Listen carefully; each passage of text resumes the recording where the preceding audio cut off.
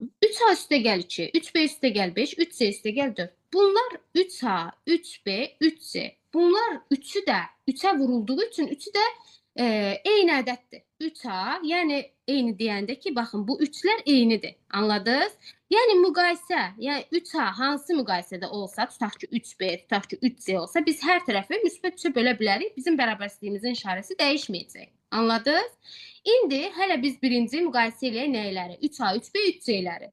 Baxaq. Biz dedik ki, toplama əməlində kiçik ədədin yanında daha böyük ədəd dayanır. Düzdür? İndi baxaq görək. Ən kiçik ədəd hansıdır? 2-dir. Deməli 3A nədən böyükdür?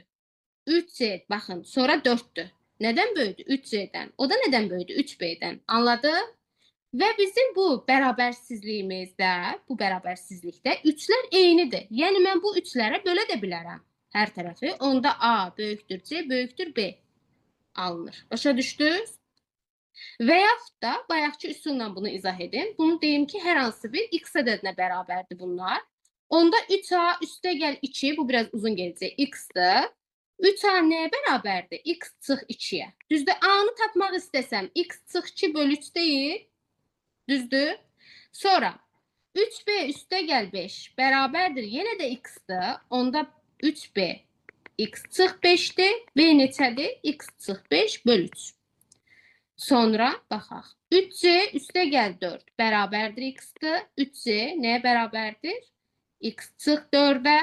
C də bərabərdir x çıx 4 bölü 3. Baxın bura, məxrəclər eynidir. Biz kəsirlərdə də keçəcəyik. Məxrəcləri eyni olan kəsirlərdən sürəti böyük olan daha böyükdür. İndi sürət böyük olmaq.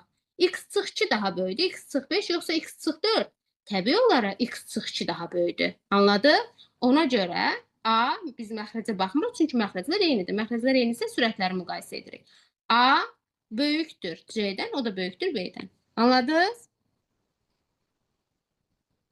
Yəni B kiçikdir C-dən, o da kiçikdir A-dan.